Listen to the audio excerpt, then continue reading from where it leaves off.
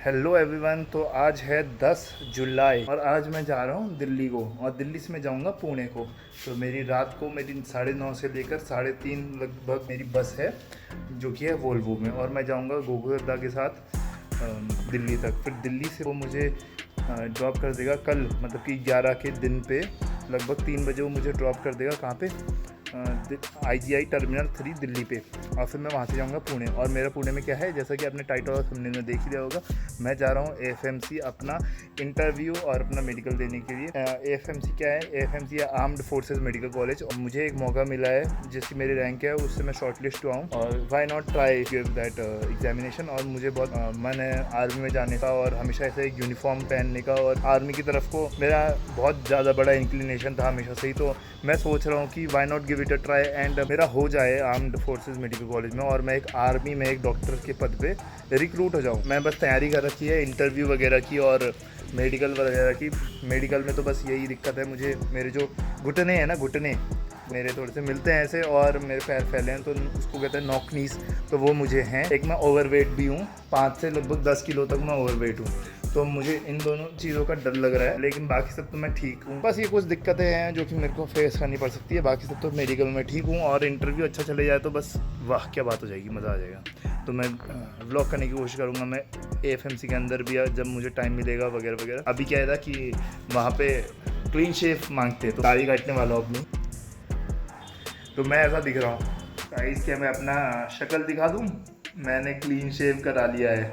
5 4 3 2 1। Guys दद्दा आ गया यहाँ पे, तो उसके सामने फेस रिवील करता हूँ और देखते हैं कि उसका एक्सप्रेशन कैसा रहता है।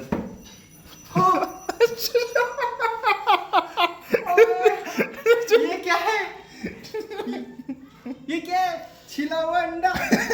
अबे ये तो फेस रिवील कम और try not to laugh challenge ज़्यादा लग रहा है एट दिस पॉइंट। जो भी है यार, ये हो गया बस। अब ये एक बहुत बड़ी गलती है, इसको कट नहीं कहते, इसको गलती कहते हैं। अभी जो मेरा फेस अनलॉक था उसने पहचानने से मना कर दिया। दद्दा तो अभी तक हंसने में पड़ा है, और लेकिन अभी गलती ये हो गई थी दद्दा से और मेरे से। 9:30 की समझ ली थी बस को, और बस निकली 9 बजे। इतनी तेज़ मैं गाड़ी चला के आया हूँ। हाँ, कंडक्टर को फ़ोन कर दिया था कि हम लेट हो जाएंगे करके। उन्होंने कहा हाँ कोई बात नहीं, वैसे भी चल रही तो 10 से ही है। तो ये थोड़ा सा लेट चलते हैं क्योंकि इनको सवारी भरनी होती है। सुबह कितने बजे तक पहुँचेंगे? 3 साढ़े 3 बजे हम आनंद विहार पहुँचेंगे। गाइस अभी हम पहुँचे हुए रुद्रपुर, और ये दद्दा की होने वाली शादी का वीडियो कॉल आया है। अब आओगे आप भी, ठीक है? मैं आपको बस दिखा देता हूँ। ये रही अपनी बस, DVR करके इसका नाम है। पता नहीं हम कौन सी जगह पे हैं अभी। चिप्स और आइसक्रीम ले लेता हूँ। तो ये ले लिया मैंने अभी, लेस, एक हेल्थ चार्ज और कुरकुरे। तो वहाँ अंदर बैठा हुआ है, हमारी ये वाली सीट है। दद्दा यहाँ पे बात कर रहा है छुप छुप के, और मैं जो है एक और थम्स अप ले आया हूँ, उसको पीता हूँ। ये भटकाली भाई, ये है एक तीसरी बोतल अपनी स्प्राइट की पी रहा हूँ मैं अभी। अभी तक बातें कर रहा है, तो चुप रहे यार। बहुत ही बढ़िया एक रियलाइजेशन हुआ है मुझे, बहुत ही नई बात मुझे पता चली है। जैसे ना, अगर उत्तराखंड में कोई ऐसी हरकतें करता ना, तो जैसे यहाँ पर कि मैंने लोग देखे, या फिर जो भी यहाँ पर लोग दिख रहे हैं, या फिर कुछ भी जो एक्टिविटीज़ कर रहे हैं, जैसे वो बात कर रहे हैं, तो ये बहुत नॉर्मल है, और यही इनकी बोली है। ये ऐसी बात करते हैं जैसे तुमको तुम बोलना, तो ये चीज़ यहाँ पे नॉर्मल है, और यही यहाँ की बोली है। तो ये मुझे कल्चरल डिफरेंस लगा उत्तराखंड और यूपी में। अभी हम हैं अमरोहा के कहीं पास में।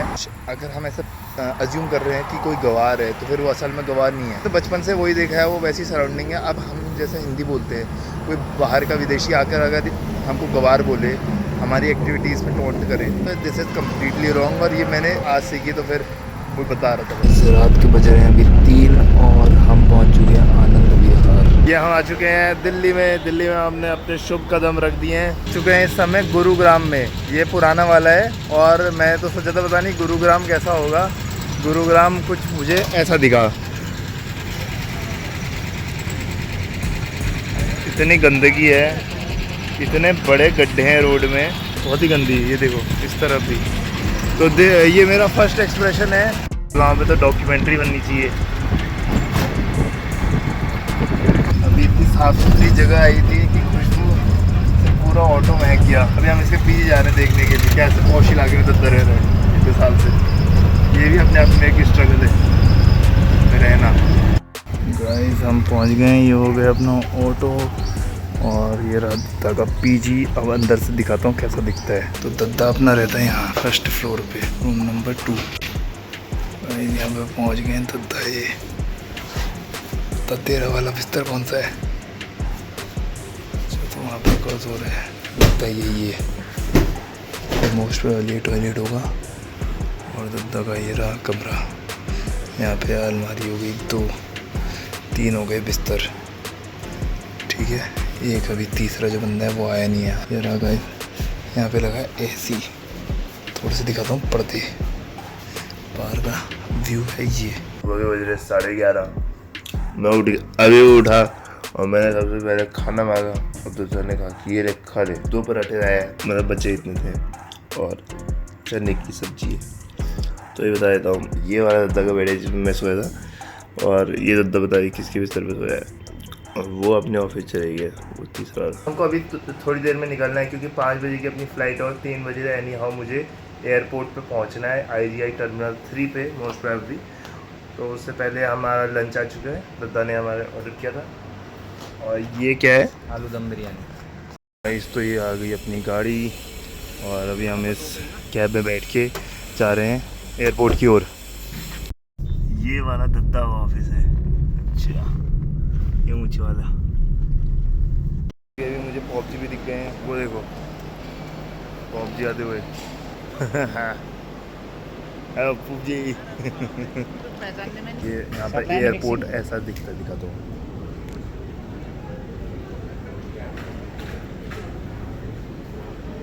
ये रहे पॉपजी। अभी ना यहाँ पर वो वहाँ पे लोग खड़े हुए ना, तो फिर वो एंट्री कराएंगे अपनी। जा रहे हैं पॉपजी और ये रहा अपना एरोप्लेन। इसमें अभी हम बोर्ड करने वाले हैं।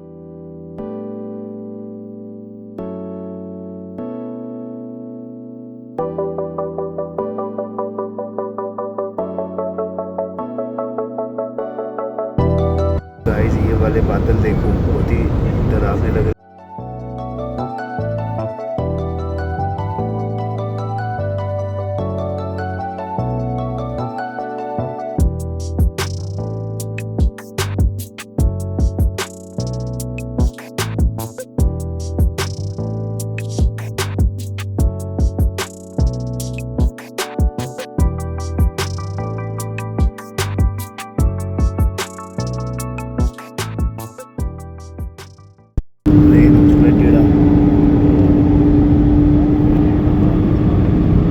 तो बहुत हाइट में है वो, है भाई?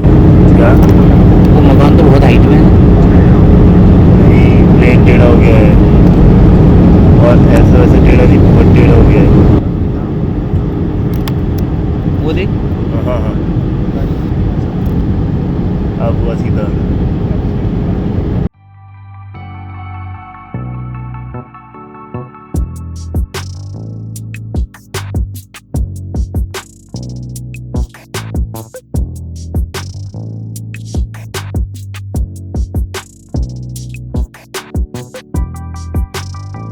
हम पहुंच चुके हैं एयरपोर्ट पर। ऐसे लगे जाता है, जैसे वो दिख रहा है ना, ऐसे लगे जाता है यहाँ पे। और पॉपजी और मैंने दोनों ने अपना अपना लगेज ले लिया है। अभी हम अपना नाम चेक कर रहे हैं। मेरा नाम भी लिखा हुआ है, तो ठीक है। मतलब कि हमारे लगेज हैं, ऐसा किसी दूसरे का लगेज नहीं जाना चाहिए क्योंकि ये चेकिंग भी नहीं होती इस चीज़ की। यहाँ पर हमारा होटल है या फिर गेस्ट हाउस है। अब हम आ जाए।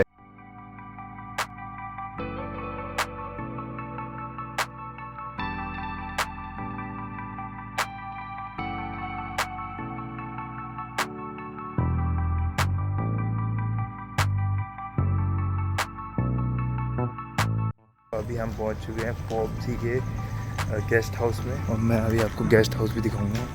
फिलहाल ये है कैंटोनमेंट एरिया और पीछे का गेस्ट हाउस। अभी हम जा रहे हैं रात का डिनर करने के लिए। सुहावना मौसम हो रहा है, जो ज़मीन है वो भी आपको गीली गीली सी दिख रही होगी, रोड है ना, क्योंकि यहाँ बारिश हुई थी और ठंडा मौसम हो रहा है। बहुत ही बढ़िया क्लाइमेट है। तो गाइस इसके बाद जो भी कुछ हुआ मेरे साथ उस सब की मैंने वीडियो बना के लाया हूँ। 12 अगस्त को जो भी हुआ, 13 अगस्त को जो भी हुआ, साथ ही साथ कैंपस के पूरे टूर की एक वीडियो बनाई हुई है। तो सामने से चलेगी कैंपस की वीडियो और पीछे से चलेगी जो मैं बोल रहा हूँ, जो मेरे साथ हुआ घटनाएं। देखते रहें आगे। बज रहे हैं रात के कुछ 11:30 और मैं घर आ चुका हूँ।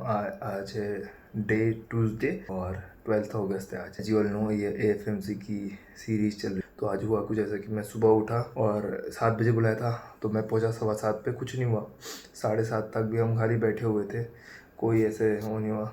ठीक है, फिर हमसे वहाँ जाके फॉर्म भराया गया, फिर फलाना वगैरह कुछ चीज़ें हुई, फिर हमारे डॉक्यूमेंट वेरीफाई हुए, सैंपल्स लिए गए, यूरिन सैंपल, ब्लड सैंपल और पता नहीं क्या क्या हुआ। और मेरा एक डॉक्यूमेंट जो था वो कम था। यहीं पर ही वो डिसाइड हो जाता है कि किसको आर्मी में जाना चाहिए, किसको नहीं। देखो भाई, मैं तो इतने स्ट्रिक्ट रूल्स और रेगुलेशन के बाउंड नहीं हो सकता। मुझे ऐसी लाइफ पसंद नहीं है कि जीना भी पूरा एक पाबंदी लगे। मुझे फ्रीडम ज़्यादा प्यारी है। तो मेरे लिए मुझे समझ में आ गया कि आर्मी नहीं बनी, आज ही समझ में आ गया। थोड़े से हम्बल रहे आर्मी कैंट एरिया में। आगे हमको ले जाया गया, हमारा एक इंग्लिश का टेस्ट हुआ, हमारा एक लॉजिकल रीजनिंग का टेस्ट हुआ, एक साइकोलॉजी का टेस्ट हुआ। ये सभी कंप्यूटर बेस्ड थे तो उनमें कोई ज़्यादा दिक्कत नहीं आई। 30 मिनट के थे, कोई 40 मिनट का ऐसे कर। फिर उसके बाद हुआ हमारा प्री इंटरव्यू। प्री इंटरव्यू में फिर मेरे एक डॉक्यूमेंट, एज यू नो मैंने अभी बताया आपको कि एक डॉक्यूमेंट मेरा कम था, तो पॉपजी को बुलाया वहाँ पे। पॉपजी से भी जांच पड़ताल हुई। पॉपजी ने उनको समझाया कि ठीक है, इस वजह से हम नहीं लाए क्योंकि मैंशनड ही नहीं था कहीं पर कि लाना है करके। उन्होंने बोला ठीक है, गुड, कोई दिक्कत नहीं है, हम जान गए। पॉपजी ने अपना ECHS कार्ड होता है एक, रिटायर्ड ऑफिसर, रिटायर्ड जो होते हैं ना उनको मिलता है आर्मी से रिटायर्ड। तो पॉपजी ने उनको दिखाया, उन्होंने कहा ठीक है, गुड, कोई दिक्कत नहीं है। और जो जीमेल पे मीना मोटो ने भेज दी थी तो उसको देख लिया, उन्होंने कहा ठीक है, कोई दिक्कत नहीं है। तो मेरे डॉक्यूमेंट हो गए वेरीफाई। अब ये मेन बात आती है मेन इंटरव्यू की। 2 इंटरव्यू होते हैं ना, एक होता है प्री, एक होता है मेन। तो मेन इंटरव्यू में अगर जब गया तो वहाँ पे थोड़ी सी मतलब, वैसे तो मेरे को डर ज़्यादा लगती नहीं है, लेकिन हल्की हल्की हार्ट बीट मेरी बढ़ने लगी। और मुझे ऐसा कुछ डर जैसा कुछ लगता नहीं है। अब तो बंदी हो गई मतलब ऑलमोस्ट। तो मैं नॉर्मल था, लेकिन मेरे आजू बाजू वाले लड़के वो सब काँपने लग गए थे। वो ऐसे ऐसे हाथ से कुछ करने लग गए। कोई अपना सर खुजा रहा है, कोई कुछ कर रहा है। मतलब अगर उनसे पूछा जाता कि मम्मी का नाम बताया तो वो मिस्टर से शुरू करते, इतना डर गए थे बच्चे। मेरी बारी आई, मेरा इंटरव्यू हुआ कुछ ऐसा कि उन्होंने मुझसे जो भी मैंने प्रिपेयर करा था एग्जैक्टली वही सवाल पूछे और उस पर भी मैंने थोड़ी सी हगी कर दी, थोड़ी सी, ज़्यादा नहीं। मतलब जो मैं सोच के गया था आंसर वहाँ पे बिल्कुल नहीं निकलते हैं। या तो तुम फुली प्रिपेयर्ड हो कि तुम्हारे इंस्टिंक्ट ही वही बोले, कि जो तुम्हारे थॉट हैं वही बोले इंस्टिंक्ट, कि तुम इतने प्रिपेयर्ड हो। या फिर अगर नहीं हो इतने प्रिपेयर्ड तो फिर तुम वो बोलोगे जो तुम्हारे पहले से मन में बैठा हुआ। मतलब कि जो भी मन में बैठा हुआ है ना, सिर्फ वही निकलता है। क्योंकि 6 बंदे, वो शायद 5 या 6 बंदे होते हैं, इफ़ आई कैन रिकॉल। वहाँ से 5 से 6 बंदे होते हैं और वो सभी कैसे करते हैं ना, बिल्कुल तुम्हें ही देख रहे होते हैं। और वो बहुत ऑफिसर लेवल के लोग होते हैं। और एक तो मेजर जनरल थे उनमें से, तो वो तो डीन ही है। तो सभी तुमको आई से आई कांटेक्ट कर रहे होते हैं और सभी एक सीरियस टोन में तुमसे बात करते हैं। और मुस्कुराते सिर्फ एक तुम ही हो अगर होते तो। अगर नहीं मुस्कुराते फिर वो तुम्हें भी बढ़िया से क्लास लगाते फिर तुम्हारी। तो ऐसी हालत हो जाती है। तो मैं तो मुस्कुरा रहा था, मैं कहा कि चिल रहते हैं, देखा जाएगा जो होता है। पूछा उन्होंने, मैंने सबका आंसर दिया। मैं जो भी प्रिपेयर्ड हो गया था मैंने सब बक दिया। और मेरे थोड़ा सा ठीक था कि मेरे से वही सवाल पूछे गए जो मेरे को आते थे। अब मैं बताता हूँ बाकी जो बच्चे थे उनके साथ क्या क्या हुआ। तो एक मेरे साथ का बच्चा था, उससे बोला गया कि अपनी सिटी के बारे में बताओ। तो उसने थोड़ी बहुत लाइन बता, उन्होंने बोला कि और बताओ, उसने और बताई। अब ये 3-4 मिनट तक उसको बोलते रहने को कहा और वो एक टाइम के बाद चुप हो गया। ठीक है, वो चुप हो गया। उससे कुछ 10 सेकंड तक उसने पॉज लिया। मतलब ऐसी हालत थी। ये ऐसी एक नहीं, ऐसी अनोखी, ऐसी अनेकों कहानियाँ होंगी। तो सभी की वहाँ पे बैंड बज रही थी। मैंने जितने बच्चों से पूछा सभी की वहाँ पे ऐसी हालत थी। बस एक मतलब कि मतलब मेरे से जीके के क्वेश्चन नहीं पूछे, जैसे और बच्चों से जीके के फालतू क्वेश्चन पूछ रहे कि रशिया की करेंसी क्या है और 1 रशियन रूबल होती है ना वहाँ पे, is equal to how many Indian rupees. ये क्या पूछने का मतलब। चलो ठीक है, इसको हटाओ। इंडिया और चाइना के रिलेशन कैसे हैं, इस पर टिप्पणी करने हुआ। किसी से पूछा कि USSR कब ब्रेक हुआ था। तो ये कौन किसको पता होता है यार, ये हिस्ट्री के बारे में। मेरे से भी पूछने की कोशिश करी गई थी कि ज्योग्राफी जानते हो। मैंने कहा नहीं। अच्छा किसी को इंटरेस्ट होगा अगर। मेरे से क्या पूछा गया तो मैं बता देता हूँ। मेरे से सबसे पहले पूछा गया कि तुम्हें इतने सारे नीट के अटैम्प्ट क्यों लगे या फिर इतने ड्रॉप क्यों लगे, और तुमने आखिरी बारी में क्या ऐसा चेंज लाया कि तुम्हारा नीट क्रैक हो गया ये। फिर उसके बाद हॉबी पूछी, पबजी के करते हैं वो पूछा, परिवार में कितने जने, कहाँ रहते हो और क्या करते हो, ये सब वगैरह वगैरह पूछा। और हाँ, मैंने बोला कि मेरे को घूमने का शौक़ है, व्लॉग तो नहीं बनाता। मुझे पता था कि अगर वो यूट्यूब पर सर्च कर लेंगे मुझे तो उनको पता चल जाएगा मैं क्या काम करता हूँ। इसलिए मैंने कुछ भी ऐसा नहीं बोला कि यूट्यूब पे बात पहुँचे। मैंने खाली ये बोला कि सर मुझे घूमने का बड़ा शौक़ है, आप वो जितना पूछें। तो उन्होंने पूछा कि अच्छा बताओ फिर कब से घूम रहे हो। मैंने कहा कि घूम तो अभी से रहा हूँ, नीट के ओवर होने के बाद से। फिर उन्होंने कहा कि अच्छा कोई दिक्कत नहीं है, अच्छा कहाँ घूमे और एक ऐसी सजेस्ट करो, एक ऐसी जगह जो हमें भी जाना चाहिए। मैंने कहा कि आपको जाना चाहिए कॉर्बेट नेशनल पार्क। मैं वहाँ पर गया और मुझे टाइगर दिखा, उन्होंने वो शौक हो गए हैं टाइगर दिखा। फिर उसके बाद यही सब पूछा और मैंने कहा कि हाँ मैं और भी जगह गया जैसे कश्मीर वगैरह, ठीक है। मैं बोलने को अमृतसर भी बोलने वाला था, लेकिन चलो तब तक उन्होंने कहा कि ठीक है कोई दिक्कत नहीं है। फिर मुझे ज़्यादा तो याद नहीं आ रहा अभी, लेकिन ये सब तो पूछा था। और फिर उसके बाद पूछा कि ओके कुछ और बताना है तो बताओ। कुछ मैंने एक आधा और बातें इधर उधर की लाया। घंटी बजी, मैं चले गया। फिर उसके बाद अगला बच्चा, अब मैंने यहाँ पर इसके बाद बाहर जाने के बाद मैंने और बच्चों से पूछा तो उनकी बहुत ही बेकार क्वेश्चन पूछे जाए, जैसे कि मैंने पहले बताया। या फिर मैं और कुछ अगर रिकॉल कर पाऊँ तो किसी बच्चे से पूछा था, सभी स्टेट की कैपिटल्स पूछी।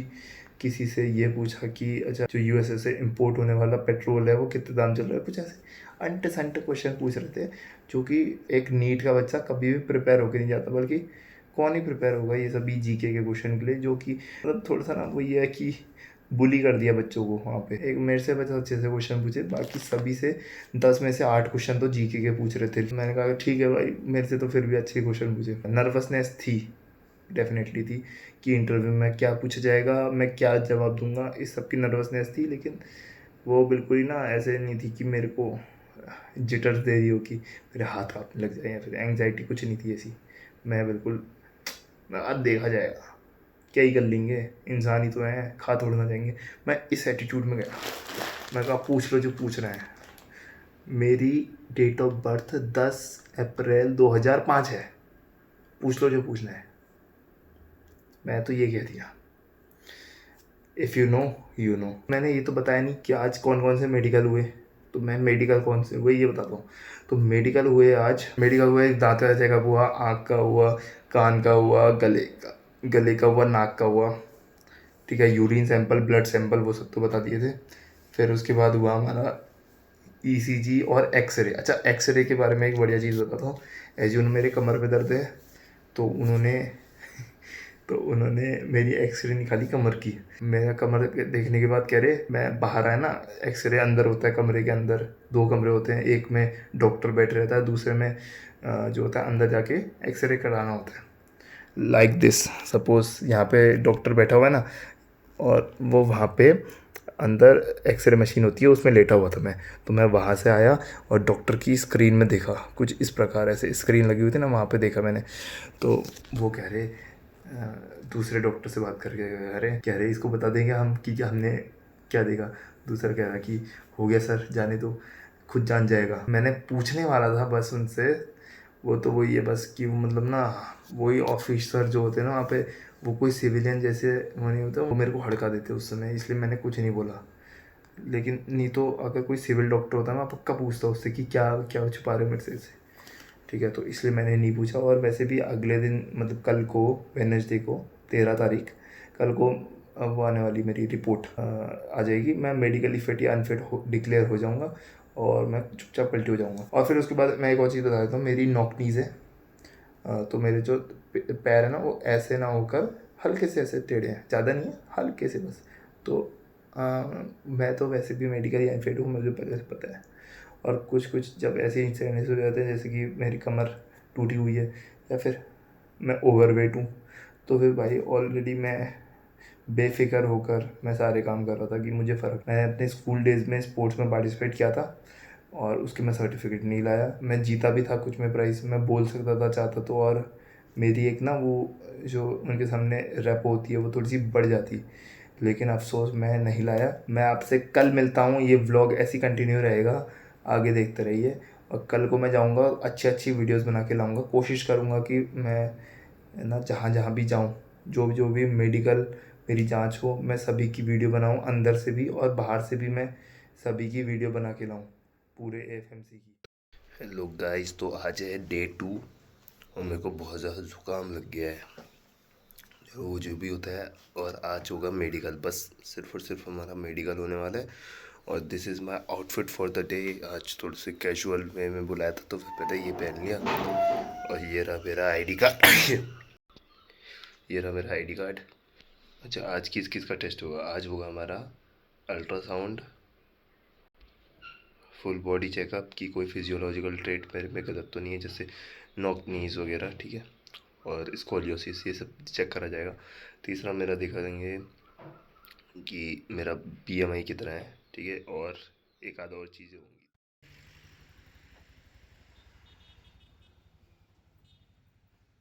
हेलो एवरीवन, तो आज है डे 2 और आज है डेट 13 अगस्त और अभी टाइम हो रहा है 11 बजे और मेरी फ़्लाइट है अभी 4 बजे की है, ठीक है लगभग। तो 11:30 की पहुँच जी, नहीं इतनी जल्दी कैब भी बुला ली है 11:30, और वो 12 बजे तक हमें लोहेगांव पुणे इंटरनेशनल एयरपोर्ट पर ड्रॉप कर देगा। तो बात उसकी नहीं है, बात यह है कि अभी बज रहे हैं 11:10। तो मैं फटाफट ये स्टोरी यहाँ पे आपको बता देता हूँ आज क्या क्या हुआ मेरे साथ, ताकि मैं निकल पाऊँ। अभी मैं तैयार भी नहीं हुआ हूँ और तैयार होने में भी थोड़ा समय लगेगा, पैकिंग भी बाकी रहेगी, तो वो सब भी करनी है, ठीक है। तो फटाफट सुन लो। आज है डे 2 और 13 अगस्त और आज है वेडनेसडे, कल था ट्यूसडे और फर्स्ट डे था, ठीक है। अभी क्या हुआ कि मैं उठा सुबह, मेरे पास ये स्क्रिप्ट मैंने लिख ली थी फटाफट, ताकि एक साथ एक फ्लो में मत पाऊँ। 5:30 पे मैं उठा, 6:15 बजे मैं गया और मैं लेट हो गया था कल की तरह फिर से, और 6:15 पे हमें बुलाया था और हम पहुंचे वहाँ पे 6:18 पे, लगभग 6:18-19 हो गए थे। और वो मेरे को कॉल कर रहा था और मैं उसकी कॉल पे कह रहा हूँ, उसका नंबर मेरे पास सेव नहीं था, तो मैं उससे कॉल पे कह रहा कि कौन हो, आपने फ़ोन किया, आप बताओ कौन है। मैं फिर वो कह रहा कि मैं तुम्हारा एस्कॉर्ट हूँ 40 नंबर बैच का और तेरा रोल नंबर 521 है, जल्दी क्यों नहीं पहुँच रहे।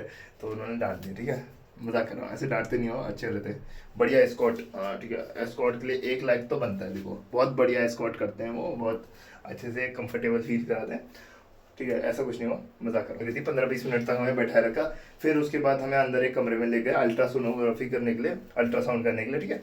तो अल्ट्रासाउंड करा हमारा, हम नहीं, मेरा नहीं करा, पहले हमको बैठाए रखा और हमको पानी पिलाया जम के कि पानी पीते रहो। अब क्या हुआ कि इतने में मैं घर से भी नहीं पी के गया था, क्योंकि इन्होंने कहा था कि कल को घर पे कुछ भी मत करके आना, ठीक है, 1 नंबर कुछ भी मत करना काम। तो मैंने कहा ठीक है, तो घर से भी नहीं करके गया था, वहाँ पहुँचा तो उन्होंने रुकवा दिया और उल्टा 1 लीटर पानी पिला दिया। तो अब पेट का प्रेशर बढ़े जा रहा है, पेट में दबाव बढ़े जा रहे हैं और ऊपर से वो बुला भी नहीं रहे हैं। तो फाइनली मेरे को कॉल आया कि आ जाओ ये वाले कमरे पे आ जाओ। तो मैं गया वहाँ पे, साइड वाले कमरे में था मैं, मेरा ऊपर से ऐसे ये ना ये शर्ट जो है इसको पूरा हटाया, अंडर शर्ट भी हटा दी और मैं ऐसे लेटा हुआ था, जस्ट ये अपने नीचे का पहन कर, ठीक है। फिर उन्होंने मेरे यहाँ पे ऐसे, एक तो टॉयलेट लगी हुई थी, ऊपर से ऐसे यूं करके मेरा पूरा जांच पड़ताल कर ली, ठीक है, और दर्द हो रही थी, ठीक है, कोई दिक्कत नहीं, चलो हो गया।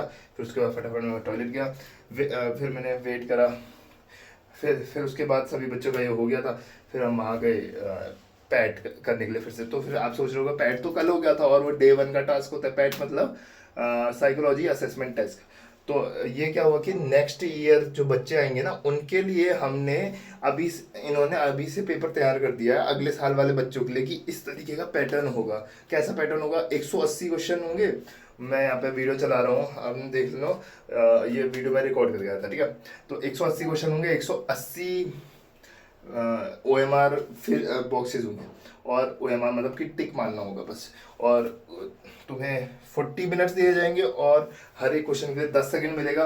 तो कुल मिला के 40 मिनट में सभी क्वेश्चन हो जा रहे थे। और एट दी एंड तुम्हें, मतलब बहुत ही तेज चल रहा था, पूरा बहुत ही तेज क्वेश्चन आ रहे थे। तो फटाफट तुम्हें जो भी मन में पहला आ रहा है, जैसे कि ना क्वेश्चन कैसे थे मैं बता देता हूँ। जैसे कि तुम कभी झूठ बोलते हो, और उस समय बिल्कुल सभी भले इंसान बन जाएंगे। क्या तुमने कभी किसी की हेल्प करी है? हाँ मैंने हेल्प करी है। किसी को गम में नहीं देखता, कभी मैं नहीं देख सकता। कभी झूठ बोला है? नहीं, कभी झूठ नहीं बोला, बिल्कुल सच सच बोलते हैं कभी भी। भले अपना नुकसान कर ले लेकिन सच सच ही बोलते हैं, खाली झूठ तो कभी बोला ही नहीं। ऐसे टाइप के क्वेश्चन थे और मेरे ऐसे आंसर थे, ठीक है। फिर उसके बाद हमको कराया ब्रेकफास्ट। ब्रेकफास्ट में वो बहुत ही क्या होता है, एक डब्बा देते हैं, उसके अंदर एक बिस्किट, फ्रूटी, एक सैंडविच, एक मफिन और थोड़ा सा क्या देते हैं, एक समोसा भी देते हैं, ठीक है। फिर उसके बाद ब्रेकफास्ट करने के बाद हमको बैठा दिया और होल बॉडी चेकअप कराया हमारा। अभी क्या हुआ, पहले मुझे लग रहा था कि ठीक है कोई दिक्कत नहीं है, होल बॉडी चेकअप है। मुझे पता ही नहीं था, मुझे लग रहा था कि अंदर वेट ना पड़ा है। लेकिन अंदर जैसे मैं पहुंचा, मेरे से बोला जल्दी जल्दी अपने कपड़े उतार दो अब। मैंने कहा ठीक है, वो उतार देता हूँ ऊपर का, जैसे पहले हुआ था अल्ट्रासोनोग्राफी में कि बस एक ऊपर से उतार दिया था। लेकिन इस बार उन्होंने कहा पूरा उतारो। मैंने कहा चलो ठीक है, वो पूरा उतार देते हैं, कच्चे में तो रहने देंगे। कह रहे नहीं, और 4 एक साथ ऐसे लाइन में खड़े हुए हैं और उनको जो है पूरे मतलब उनके सामने हरकतें कर रहे हैं कुछ कुछ कि ये करो, कभी उछलो अपनी, कभी एक टांग पे उछलो, कभी अभी एक खड़े हो जाओ ऐसे, तलवा दिखाओ पैर का और घुटने। हाँ फिर उसके बाद क्या हुआ, नॉकनीज मिल गई मेरी, उन्होंने पकड़ ली कि इसको तो नॉकनीज है करके। तो नॉकनीज क्या होता है ना, हल्के से ऐसे पैर टेढ़े हैं, तो उन्होंने देख लिया मेरा और उन्होंने कहा कि इसको नोट करो। वैसे ऑल्दो मेरा बहुत ही मार्जिनल गैप्स में मेरा ठीक हो गया, मतलब कि नॉकनीज मेरी नहीं निकली, या निकली भी तो कोई फ़र्क नहीं पड़ता, क्योंकि आगे क्या हुआ वो नॉकनीज कंसिडर ही नहीं करोगे, क्योंकि मेरी बॉडी में ऐसी ऐसी डिफॉर्मिटी निकली जिससे एक बार में मेरा पत्ता साफ हो गया, ठीक है। अब आगे चलते हैं। फिर उसके बाद उन्होंने हाँ एक और बात पकड़ी कि मेरी नई चीज़ उन्होंने देख ली। ऑल्दो मेरे को भी लगता था कि मेरे साथ दिक्कत है, लेकिन मैंने कभी ध्यान नहीं दिया इस पर, मुझे लगता था नॉर्मल है, मगर ये नॉर्मल नहीं है, ठीक है। तो दिक्कत मेरी कुछ ये है, ये दिख रहा है आपको, ये नस दिख रही होगी मेरी, है ना, ये नस, तो इसको कहते हैं वेरिकोज वेन। ये क्यों डेवलप होती है, जो भी भारी लोग होते हैं ना, थोड़े से मतलब मोटे लोग होते हैं, और साथ ही साथ जो बहुत टाइम तक खड़े रहते हैं, पतले लोग भी ज़्यादा टाइम तक खड़े रहेंगे तो फिर ये जो नस होती है ना, इस पर बहुत दबाव पड़ता है, नीचे से ब्लड लाना होता है ना, तो ये फूल जाती है और ये मोटी हो जाती है। मोटी हो जाएगी तो ये ऐसे दिखने लगती है, और मेरे लेफ्ट वाले पैर में भी थोड़ा सा ऐसी है और राइट में तो है ही है। तो वेरिकोज वेन इसको कहते हैं। इसका ट्रीटमेंट पता नहीं क्या होता है, लेकिन उन्होंने एक नई दिक्कत मेरे को बता दी है। फिर उसके बाद क्या हुआ, हमको अंदर ले गए, कच्छा भी उतरवा दिया हमारा। और फिर उसके बाद मेरे साथ बहुत बुरा हुआ गाइस, मैं बता नहीं सकता, मैं बहुत ही शर्मिंदा था। और उनको पता नहीं क्यों ही देखना था बार बार, वो मतलब देख लो चलो ठीक है, टॉर्च मार रहे हैं, फिर उसके बाद टॉर्च मार मार के देखे जा रहे हैं हर एक। फिर मतलब मैं बता नहीं सकता ऐसे कैमरे में, वीडियो डिलीट हो सकती है, यूट्यूब उसको हटा सकता है, तो फिर यही सब हुआ। चलो एक छोटा सा एक बता देता हूँ कि क्या हुआ करके। तो आगे का तो देख ही लिया उन्होंने सब कुछ, ठीक है। पीछे में मैं मेरे को बोला कि झुक जाओ, मैं झुक गया, मैं कहा क्या ही करेंगे। उन्होंने टॉर्च मार के देख लिया सब कुछ। एनीवेज गाइस, फिर मैं वहां पर से जैसे तैसे मुंह छुपा के भागा। मेरी तो आंखें शर्म से साथ साथ तार तार हो गई, मैं मतलब पानी पानी पानी हो गया, ठीक है पूरा। और मैं तो देख भी नहीं पाया, मैं आना भी नहीं चाहूँगा एफएमसी पे वापस, क्योंकि कभी अगर वो मिल गया और उन्होंने कहा कि अरे इसको तो हमने देखा था, ठीक है। तो इसलिए मैं वापस इसलिए भी नहीं पसंद मुझे यहाँ आना अब, ठीक है। फिर उसके बाद क्या हुआ, फिर हमें ले गए बीएमआई नपवाने, मेरे को बीएमआई करवाने। उसमें भी मैं ओवरवेट निकला।